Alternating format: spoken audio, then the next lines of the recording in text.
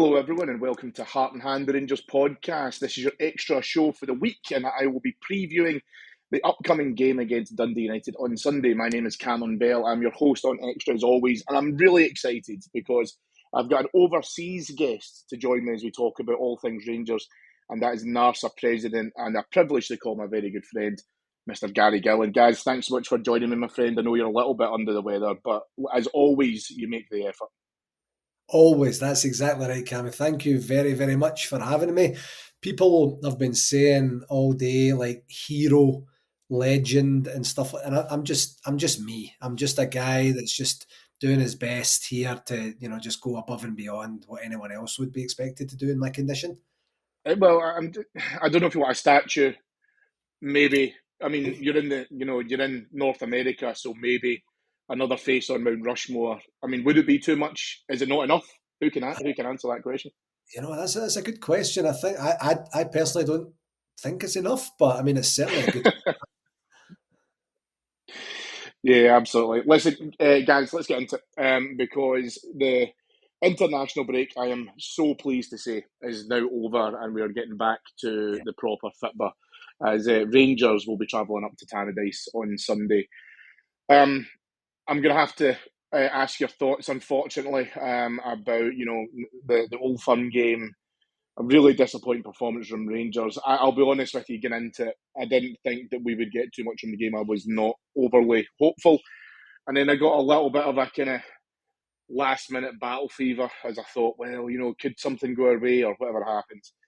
But yeah, listen, it was a bad day at the office, and the sting I think that sometimes comes about with these games just before the international break is you've got to sit on them for 2 weeks.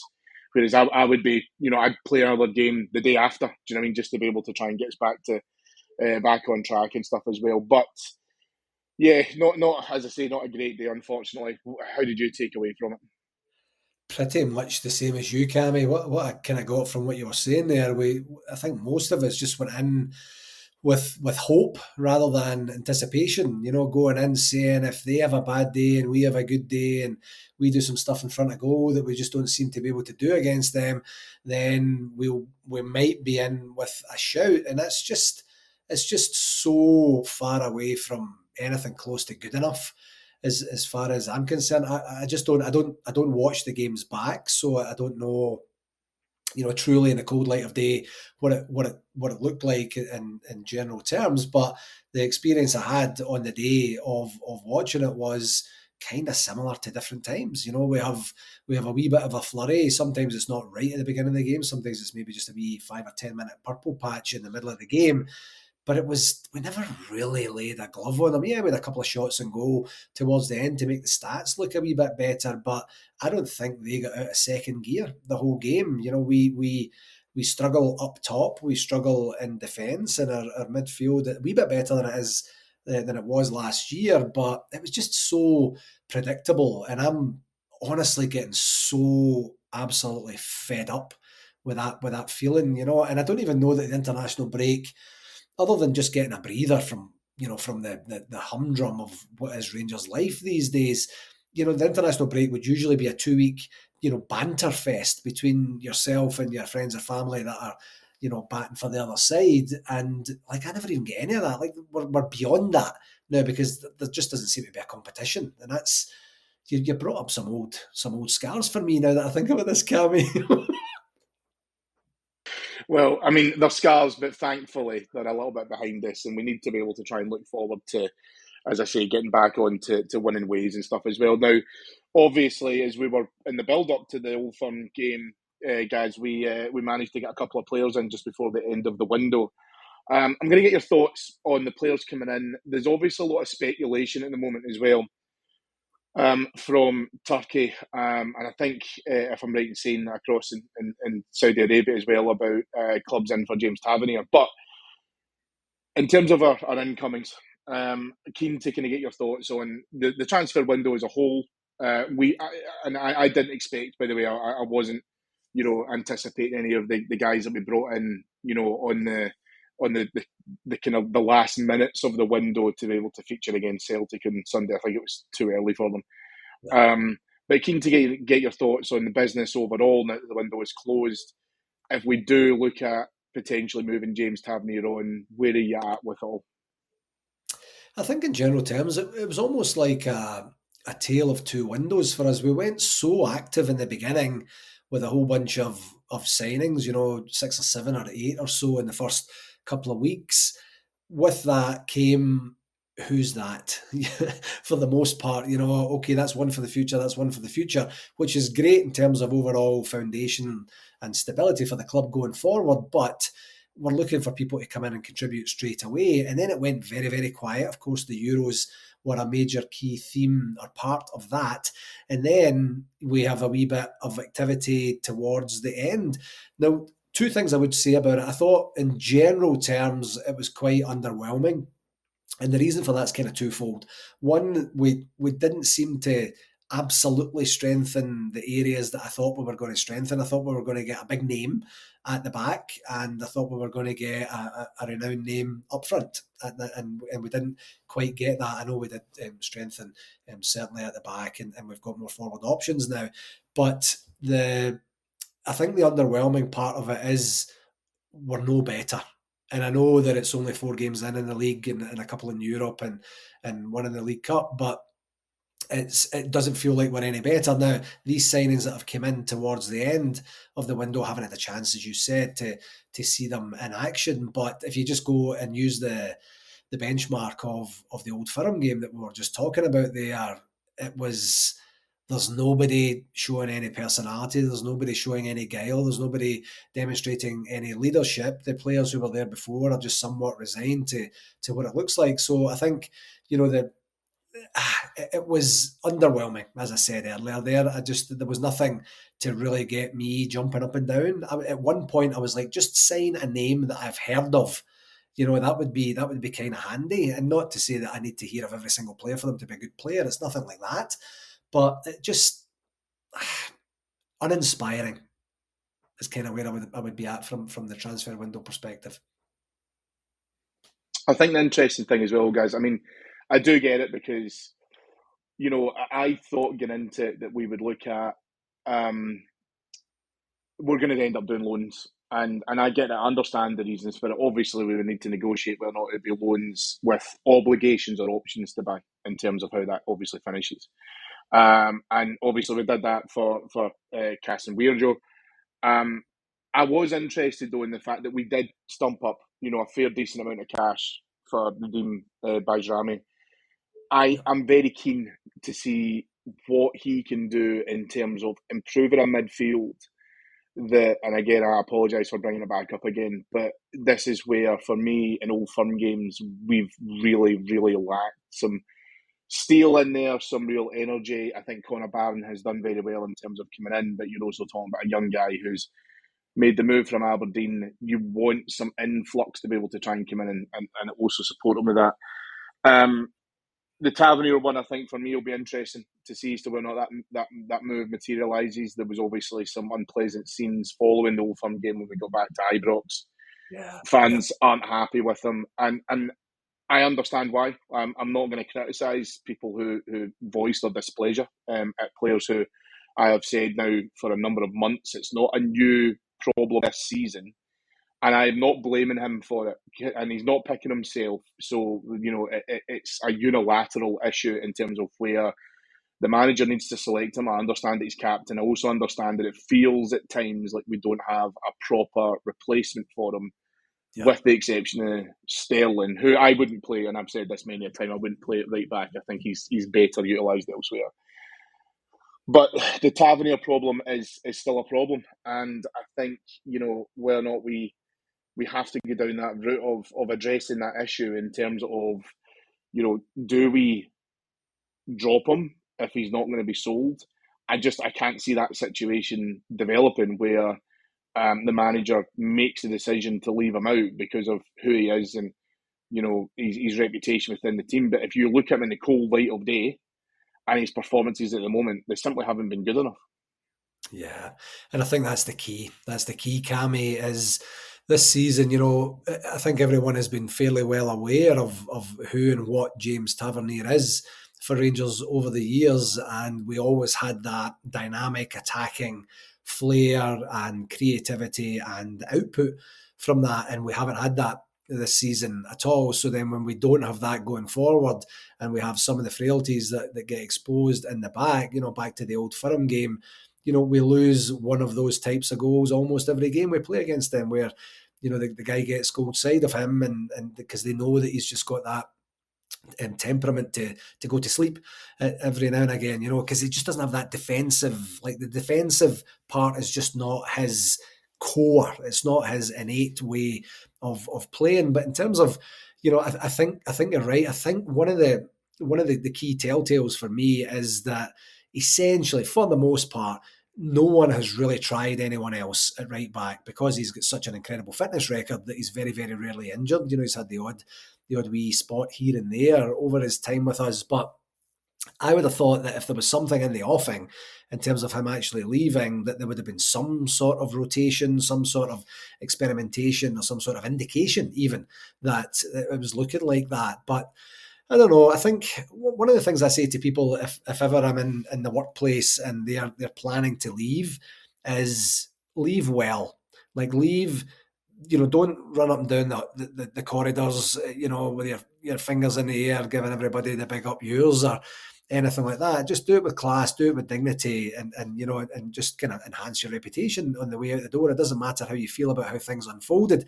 The same can be said from the organisational perspective, and the organisational perspective here I'm talking about mostly is the fans, is give the guy a little bit of grace. Tempers flaring, that can happen.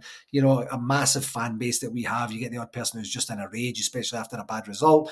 But give the guy a little bit of grace and an opportunity to feel like a human being, just because he doesn't act or react the way that we think we would if we were in his position. And by the way, we have no idea whatsoever how we would act or react.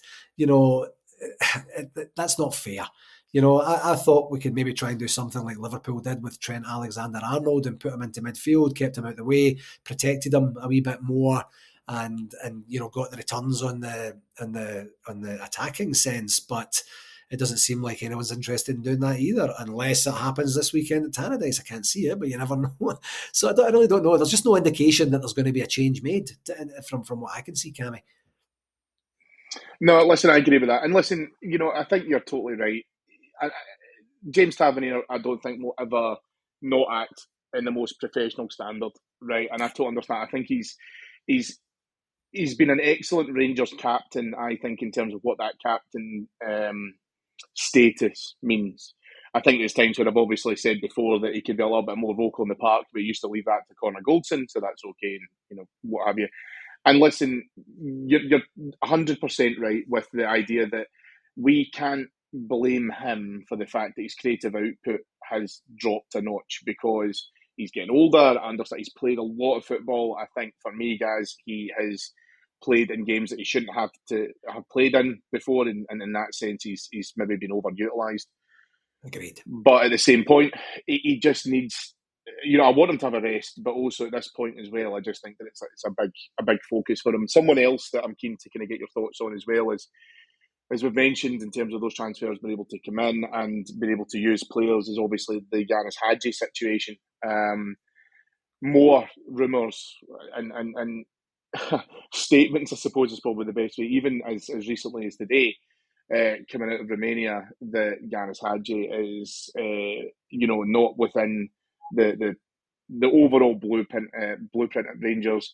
He isn't, for me, wanted by the manager. We are in a situation, obviously, about contract clauses, etc. And I said before, when this obviously came up, if he's fit and he wants to be an option and he wants to be able to play, then grand, get around the table, renegotiate, the contract situation. I still think even if that all happens, the manager, I just don't seize him within his plans. And yet again, we have all of this noise coming out of Romania, because he's effectively royalty across there, right? You absolutely understand it. But at the same point, I just feel like it's a distraction to everything else, and it's one less thing we need right now, if I'm being totally honest. Yeah, I completely agree. It's such an odd situation. I was actually thinking about this morning, that I don't recall another time where a player, and I don't pay that much attention, so you can absolutely correct me if I'm wrong, but I don't recall another time where a player is completely frozen out at his team and he still gets picked at international level. It could be, there's maybe the odd occasion where they've come back from injury and they're just in the squad to reintegrate and make everybody else feel good, or, whatever other benefits would come from it like that. But, to be literally training with and playing with the kids and then going and playing international football is kind of perplexing a little bit, And the one thing for me from a Philippe Clement perspective is, I did like when he dragged Todd Cantwell off in one of the games last season, 15, 20, 25 minutes in, whatever it was. And then after the game, just kind of matter of fact, they said he wasn't doing what he was told. So that was it. And then that kind of laid a benchmark, and things seemed to get better until obviously Cantwell decided that they weren't, and decided he wanted to leave. But he tried Cantwell, and he gave Cantwell a go, and they established a working relationship after that. The fact that he hasn't even entertained the idea of even just giving it a go to see what could happen, because you just never know, is the kind of interesting thing for me. Now, back to your point, Cammy, if it's genuinely a money saving exercise and we'd rather pay the guy £21,000 a week instead of £30,000 a week, and we're willing to sink that £21,000. I'm making up numbers here, folks. I don't actually know the numbers, but if we're willing just to sink that into a player who isn't going to play, it feels odd. It feels awkward. It feels clunky. It feels like we don't have the full story, and I just don't understand. If the team was flying, Cammy, if we were flying, you would say there's absolutely no need to even have this conversation, but we're not. We're struggling. And he's now coming out and doing what he should be doing, which is, I want to stay. I want to make a success of this. I want this to go the way that I want to go. He's playing a smart game here, and we know that he can add value. But how the manager has just been allowed to be so definitive to say absolutely not is just a bit odd. Yeah, listen, I think that's totally fair. I don't know, and listen, we'll never know in terms of what's happening behind the scenes. Maybe that there has been some sort of disagreement, or something has happened. I think that there's definitely weight to the argument that whilst you have an asset there that theoretically can be used, because he can be used, right? I know that there's an issue with injuries. I think that there's an issue with his confidence. I think he is very much one of those players that likes to come into like a winning team, and he likes to be able to come in and win it. You said it earlier on, when that team's on the crest of a wave. I think it's tough to be able to try and do that when you are 0-0 with 10 minutes to go at Kilmarnock. Is Ianist Hagi necessarily the guy that you will always turn to? Then no, I don't think he is. But we're not in a position for my money to be able to ignore him. And it's interesting that the manager has, to cause and effect, decided to do that. But all that being said, I also think it's completely unreasonable that, given his flip flop, guys, in terms of, at the beginning of the summer, it was, I'm looking for potential opportunities and blah, blah. And then it was, well, no, I'm here and I want to continue to commit and blah, blah. And then obviously there wasn't a move that materialised for him to be able to try and go elsewhere. That he now has to commit, but he has to commit now because he has no other option. Yeah. He needs to, for my money at least, he needs to be able to say, look, I need to concede a degree of wherever this gap is, and the best way for me to do that is to renegotiate the contract situation. If you're not going to pay me, and it's not, I get that fans are thinking to themselves, well, if it's an extra 5k a week or whatever, what is that in the grand scheme of things? But it adds up. And, Yeah. we've had just literally, quite literally, less than a fortnight ago, finished a transfer window that was predicated on the idea of having to get players off the wage bill. Now what we're talking about doing is, well, do we just pay a guy additional money that clearly the manager doesn't want to include, might have to include now purely just due to like injuries or whatever other scenario is just how luck would unfold. But it is extra money. And whether he plays or not, we're still paying him. But do we want to pay him even more if we end up instigating that contractual clause? For me, it's just a mess, and I live for the day Gary, where I can get to a stage where we are finally out of this quagmire of shit negotiation deals on players that we just cannot function within the group because we've effectively overpromised and those players have underdelivered. Yeah, it's incredible, certainly from the outside, looking into how some of these deals are structured. We never hear about that at the time. We never hear about that in the beginning to say, 100 games, there's going to be a bump in wages or anything like that. But I can imagine, like a genuine tough negotiator who genuinely knows what he or she is doing, being able to sit down and say, right, after 100 games, what makes you think that you're worth an extra 7, 8, 5, whatever the number is, pounds per week? And well, that's because we played 100 games. Yeah, but I'm signing you to play 100 games. That's what your basic wages are. So that's my head. That's where my head goes, Cammy. Where I'm thinking, like, who would why would you get a bonus for playing 100 games? You're literally being signed to play all the games. So you want a bonus for doing your job. Maybe you get a bonus for doing over and above your job. So 100 games and 5 trophies and X amount of international caps and X amount of goals and assists, like whatever it is, but just literally being present for 100 games just seems odd. I don't know. I mean, we've borne the fruit of bizarre negotiations for bizarre players that should never have graced the halls of Ibrox for a decade or so now, and I hope we're not in that again. I have to trust that we're not, but time will tell. Even more if you think back to like the Michael Bosch situation. Yeah, yeah. Yeah, absolutely. It's just it doesn't strike me as a cohesive leadership unit doing things in a professional, appropriate, proper manner that both helps us today and protects the club and their investments in the future. Because I mean, I'd like to sit here and say we must have surely budgeted for that. That's just the way it is. So in an annual budgeting cycle, we would say, and he's going to get a bump then, and this guy's going to get that and that and that. It doesn't seem like this is joined up as that, which is why maybe that's become such a big factor now. I don't know. Yeah, no, I agree, and it is bizarre because you're right. You roadmap it and you say, this will happen within this period, or whatever else goes on at this stage, and yeah, as I say, it's kind of pretty awkward. But you mentioned it there, and I think we also have to talk about that. Is we've been discussing some of the news about the Rangers CEO position. Obviously, still in the lookout for a CEO. The move for Jim Gillespie appears to have completely dropped off, which I'll be honest with you guys, I was quite happy about. I did have questions around it. A new name has come into it in terms of Adrian Bevington.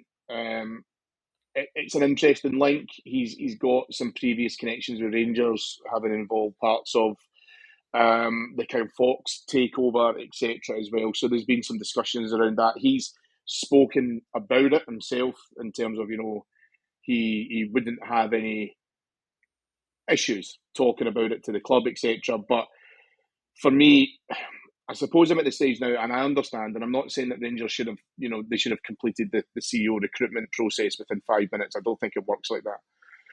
For me, what we need to be able to do, guys, is we need to be able to bring in someone who is already in a CEO position.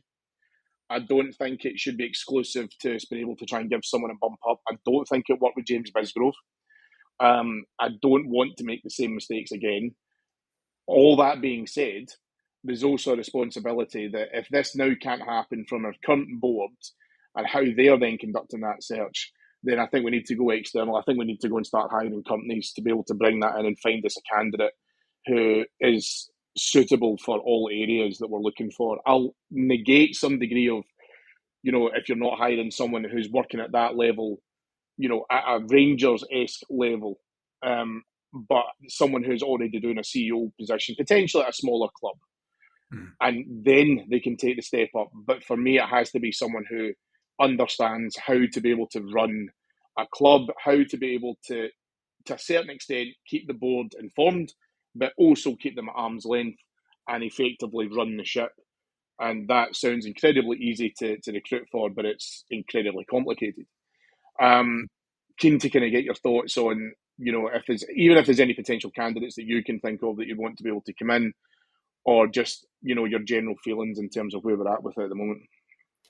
I think there's a couple of different things in what you said there, Cammy. And the first one I would say is I think it's incredible that we don't have any sort of succession planning organised, like literally set up, because our board is made up of a bunch of successful businessmen. And that will be, I don't know what all of the businesses are, but there will be a certain level of structure.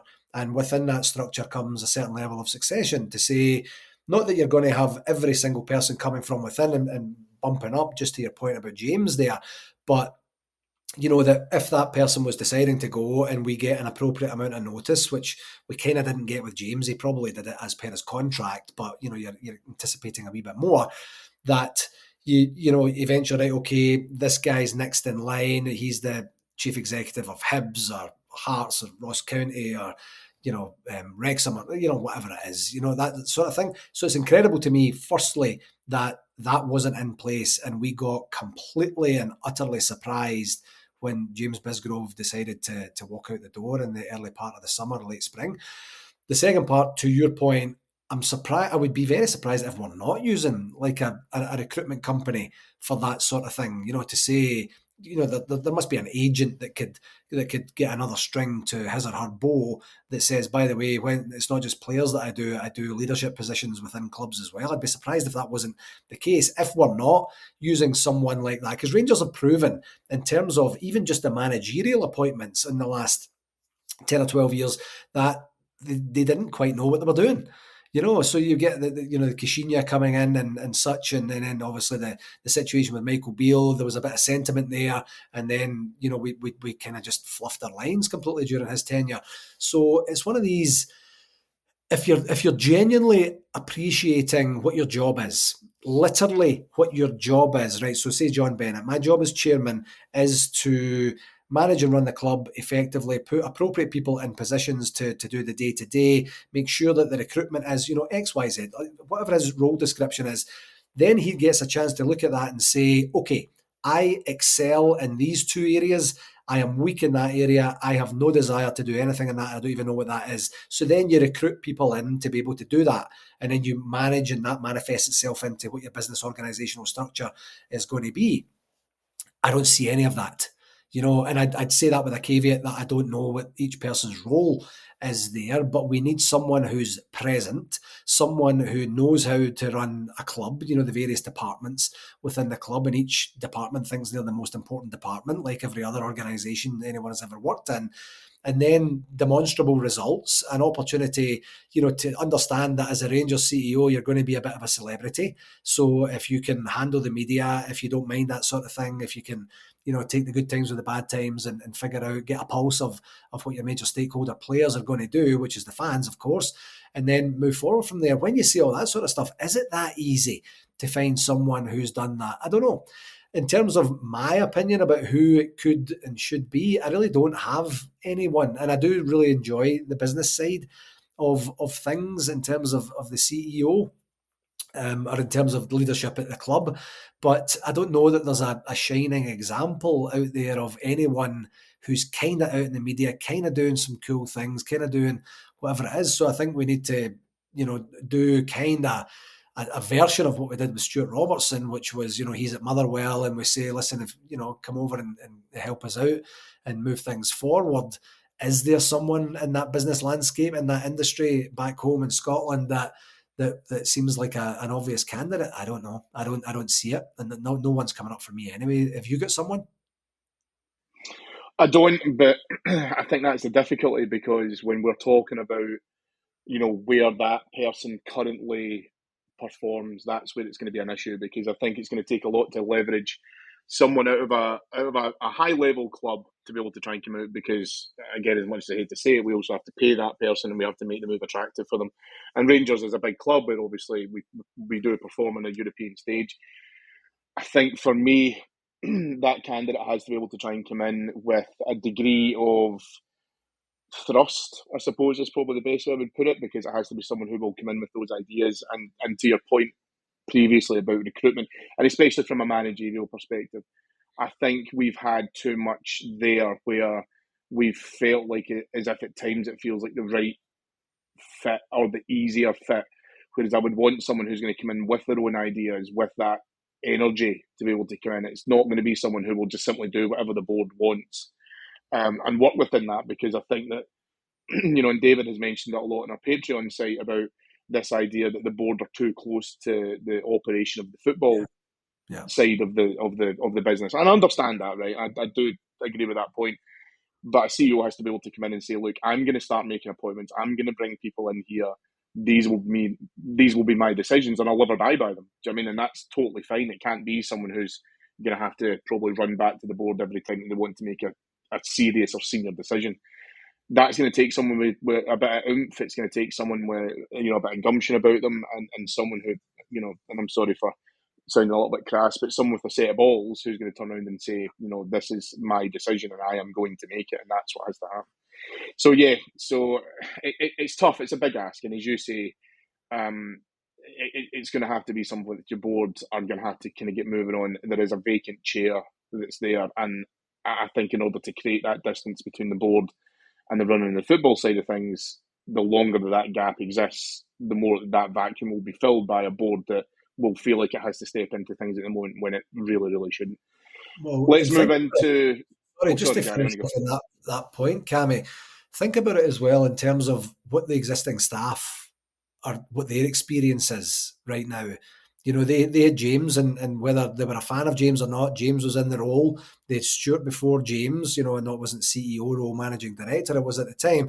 But you've got stability in terms of who you report to, what their vision is, what their style is, and what your role is within the organisational structure. Then James goes. How many people are present in Glasgow? So I was actually chatting with David over text about this yesterday, and I think it's Kareem Varane and John Taylor is in Glasgow. I don't believe any of the rest of the board are in Glasgow, so there's no physical presence there now. We work in a virtual world, and most of us work in a virtual world now, which is fine. But you still need some sort of presence as well. And if we don't have that, that has a compounding effect on the existing staff, because essentially they're leaderless. Other people are filling in a different bunch of roles, exactly as you say. Then the board will be forced to come in and say, well, I can go and do it for a wee while. That's really not your job, and that's probably not what your skill set is either. My vision for the CEO would be the CEO reports directly to the chairman, and the chairman works directly with the rest of the board. So if any of the board come and say to the CEO, hey, listen, what about this, or what happened there, or what are you doing about that? You direct that question through the chairman. There's a protocol here. Not that we're not going to, have conversations and we're not going to shoot the breeze now and again, but in terms of protocol, I'm going to make the decisions. As long as they make sense to you, you go and tell the board, and then the board can deal with that from there. And that would be the chairman's role in terms of being a buffer. Then you've got a proper communication protocol in there. I didn't see any of that before. I'm not sure what that structure would look like now, but I think, if that fellow, from St Mirren did actually say, I'm not interested in that job, I think any genuine self-respecting Rangers fan who had the experience that were being considered for that role would say, this is my opinion, would say yes, as long as I can help. I want to be able to help, and I'm taking it for the right reasons. I don't think it's career suicide. I think I'm going to do the very best I can. Is it going to be a bit messy? Yes, maybe it is, but I think I can help. If you're sitting there saying, that just doesn't feel right, I don't like the organisational structure, I don't think that's going to be a good communication protocol, I don't think I'm going to be able to be as autonomous as I want to be, come on. If you're a genuine fan, you want to help, you could go in there and you could help. Just my opinion. Yeah, no, listen, I think there's all, a really good case there in terms of why the appointment needs to be right. And, I'm glad, as I say, we're not rushing into being able to make decisions, but the clock is ticking. So we will have to wait and see what the next steps will be as well. Let's move on to Sunday afternoon's game at Tannadice. Fourth plays third, guys, with a Dundee United team. I think it's fair to say, they've done well. They've had a good start to the season. We need to be able to get back to winning ways, obviously, and recover from that Old Firm game. And we've got a chance to be able to do that at noon on Sunday. I'm going to be honest with you. I really dislike Dundee United as a football club. I've never had any real time for them. I have very much enjoyed being able to get up there and turn them over. I want to be able to try and see a really strong performance from the first whistle for us to be able to show that some of these players may have been rested. There was a bounce game against Motherwell during the international break, which was a fairly solid win, but by and large, the players who have needed a rest have been rested. Some of those players obviously were out on international duty and have now come back. I'm looking as well to be able to see some new blood be able to come into the team. And I want to be able to try and use a victory on Sunday as a good bit of a ramp up to being able to return back to Ibrox the following week. How are you feeling about it? Are you confident as well, playing against a Dundee United team that, like I say, has started well at the beginning of this season? I don't think it's going to be easy. I'm not trying to be blasé with that, but I also think that we've got more than enough in us to be able to go up there and produce a result. Yeah, I agree. I think it's one of these things for me against almost every other team in the Premiership in Scotland. If we show up and each of our players does their job as they're told to do their job, we'll win the game. It's quite simple for me. The problem is trying to make that happen and have every single player do their job, win the battles, adjust as they need to adjust, and then do what needs to be done to get the goals that we need for winning the game. Where I'm at in terms of confidence for this one, I literally have no idea what's going to happen on Sunday, because it's kind of been the same for every single game that we've had this season. I know we're still in our infancy of the season, but looking at the league table, as you say, fourth versus third, I mean, we shouldn't be talking like that for Rangers, the third or the fourth or anything like that. And you just sometimes it can be quite exciting when you're like, you just never know what's going to happen. We could win 5-4, or it could be we could win 3-1 or something like that. For right now, I don't know if we're going to win the game. I don't know that I've seen enough that we are able to go away from home and put a shift in against a team who will come out against us, flying probably, and their fans will be there and they'll all be excitable as they typically are, and see how our players react. I don't know enough about the players. I mean, I'm confident in respect that I think we win every game that we play against, certainly outside the Old Firm, but it's a coin toss as to what sort of Rangers team shows up for me. Yeah, I mean that's the thing, and I think that's where, like you say, I want the manager to be able to start answering some questions. I'm not. I mean, I'm disappointed to when we got the news, Gary, that Danilo has had another injury setback.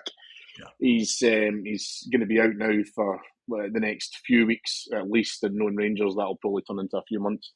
Yeah. Igamani, we're not sure on. We're obviously recording on Thursday afternoon, so therefore, we haven't had the press conference yet, so we won't be able to tell in terms of what players will be, available. The manager did say, he was expecting to be able to see his best Rangers team come, end of October, beginning of November. We've got too many critical games that we need to be able to recover from now. Where, like you say, that lost to, lost to Celtic, the draw at Tynecastle as well. We need to be able to make sure that we recover some of our away form. I do think that we will, naturally get a boost when we do return home, and some of these players that bizarrely have played for Rangers now for a few months and yet have never played inside their home stadium.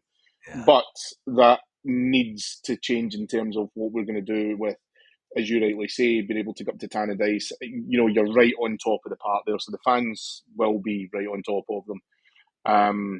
It's obviously a big game in terms of, they will want to take points off the Old Firm at home. And as much as I hate to say it, because I don't want to be overly negative, but I think it's realistic. And, agreeing with what you said, I think that the key phrase I would use with that is we look vulnerable at the moment. And I think we're only going to be able to rid any opposition teams of that, scent of blood, if you will, by coming out and producing some strong performances. And I mean being able to try, emulate what we did against Ross County, but being able to do it away from home, where, if you're 3-0 up, get a fourth. If, you're sitting at 4, get 5.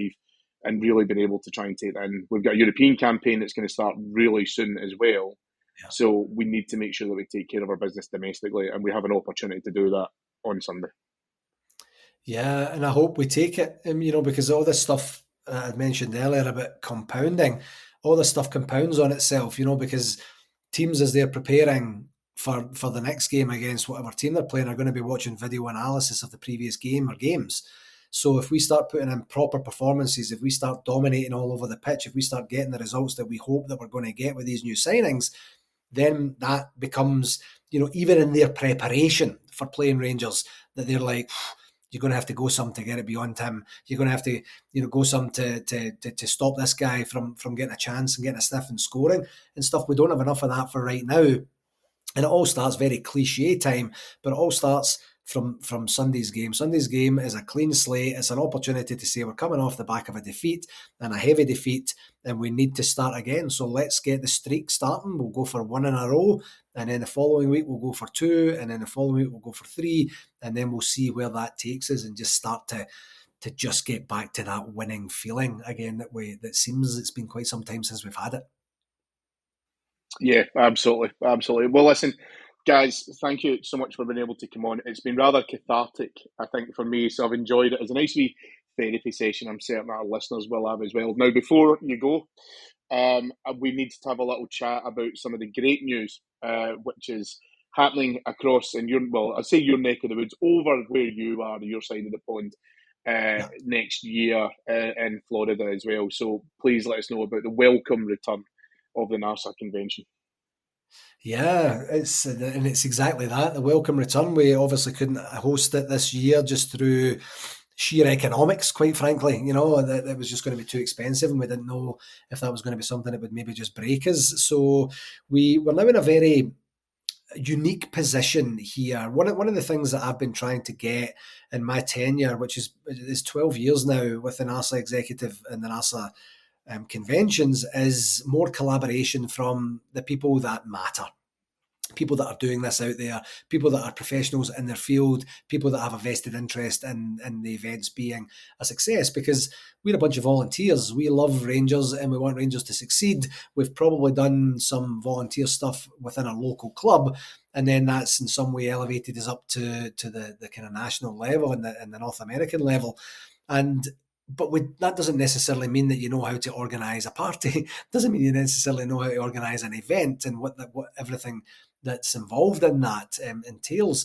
So we then got an opportunity when Experience Kissimmee, here's a wee bit of a history lesson for you actually. Experience Kissimmee, when they were on deck as potentially considering Rangers as a destination partner, after they'd ended their association with West Ham, we got an opportunity to just sit down with them and say, listen, this is who the North American Rangers Supporters Association are. This is what we do. We were just basically coming off the back of a very successful Las Vegas convention 2022. And this is what we do. This is what we're passionate about. This is our kind of business function and business model, as it were.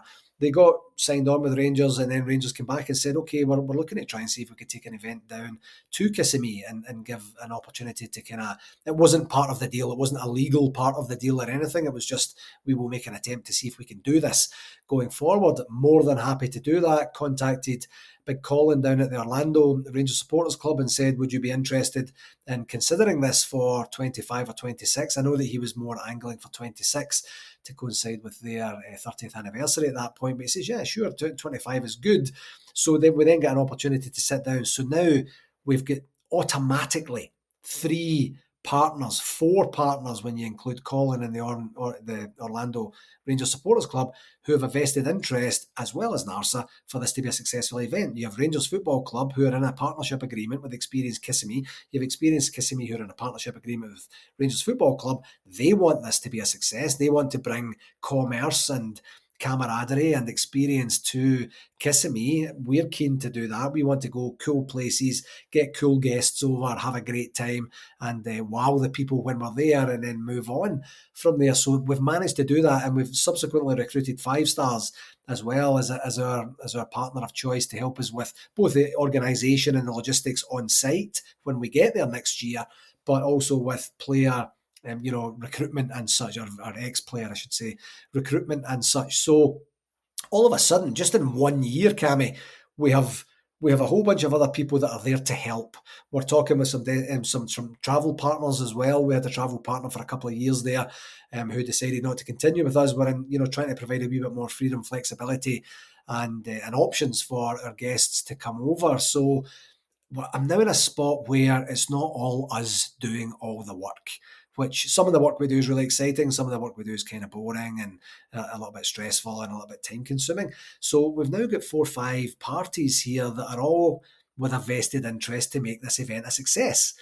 We then add in the destination, Kissimmee, Florida. It's going to be gorgeous down there, very, very hot in June time. And we've got this beautiful resort, the Omni Resort there, that has the golf courses, the football pitches on site, so not a lot of travel required, has some great convention facilities. They've now got this wee thing called Eagles Ranch, I think it's called, which is kind of like a Top Golf type idea. That was being constructed a year ago when we went down for a visit. Actually, a year ago this month, we went down for a visit, and then it's been finished now, so that's all there. There's just tons of stuff to do on site, very close, of course, to all the theme parks and such. So the foundations are absolutely incredible for us. As I say, we have a whole bunch of people there that are keeping me in check as we move forward, saying, "Have you done this? Have you considered that? When's this going to happen?" and such. So we just got our tickets out on sale. The hotel rooms have been up for booking for quite some time. The event tickets just went on sale this past Monday, and we're going to be making a bigger splash with Rangers over the next couple of weeks, probably, where we'll get the marketing and partnership folks in there to make a bigger splash through Rangers channels. But we just did a bit of a soft launch on the tickets to get things going. And overall, we are kind of where we should be at this particular point, which is, the September before the event. It feels to me, just personally, we're a wee bit behind because we had a long lead-in time to this because New York wasn't happening.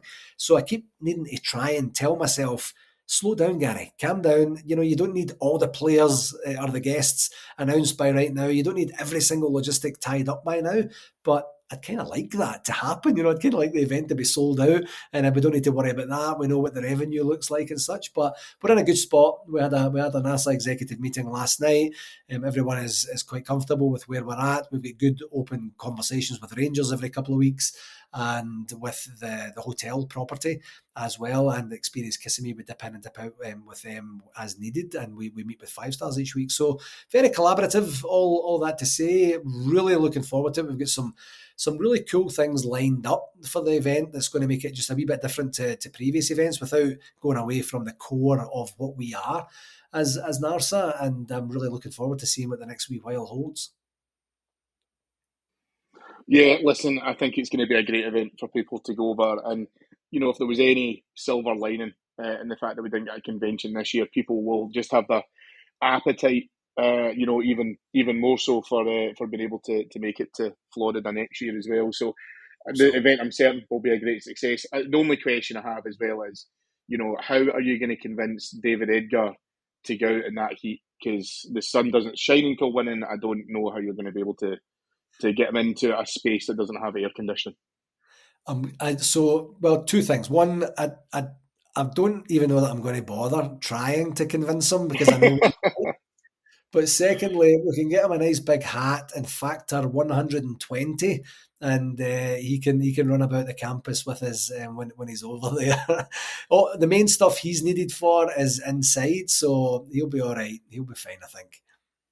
Yeah, he's officially the world's worst tourist as well. So, but listen, all that aside, listen, Gary, it sounds like it's going to be a great event. I'm certain it will be a huge success. And listen, you and the guys, do a tremendous amount of work get into this as well. So I'm really looking forward to being able to see it all come together as a fantastic plan. People can keep up to date with the kind of latest coming out for Kissimmee on the NASA website, guys. Absolutely, yeah. Narsa.ca. I also, shameless plug time, I also do a podcast every Monday here, and I just basically tell you everything that's going on with the convention, how many days it is to go, what's happened between last week and this week. If you go and look for NASA Communication on your favourite podcast platform, you'll get that information near real time. And or you could just contact me directly, and I'll tell you what's going on. Brilliant. And we'll get you back on as well to make sure that we've got all the updates on there as well. You're always welcome in Heart and Hand, my friend. You know that. Absolutely. It's been a pleasure as always, Cammy. Great to talk to you, my friend. Folks, if you'd like to hear more from us at Heart and Hand, why not head on over to our Patreon site, so patreon.com/Heart and Hand, where you will get a number of shows every single day for only a couple of quid a month. It's so cheap. It's practically free, but please jump on and head over to that. If you'd like to hear some build-up as well for this weekend's game as we head towards Tannadice, and obviously the post-match pods that we will do, we love to be able to try and dissect it. David will be back with you on Flagship on Monday as well. And again, just final note after thanking our producers in London, Miley and Paul Myers, is again to thank my guests. Guys, as I say, I know that you were under the weather, so on a serious note to finish off, thank you so much for making the effort to come on. It is always a pleasure to talk to you. You too, Cammy. Anytime at all, my friend. Anytime at all. That'll do us for this week, folks. We'll be back with you on Monday. Bye-bye.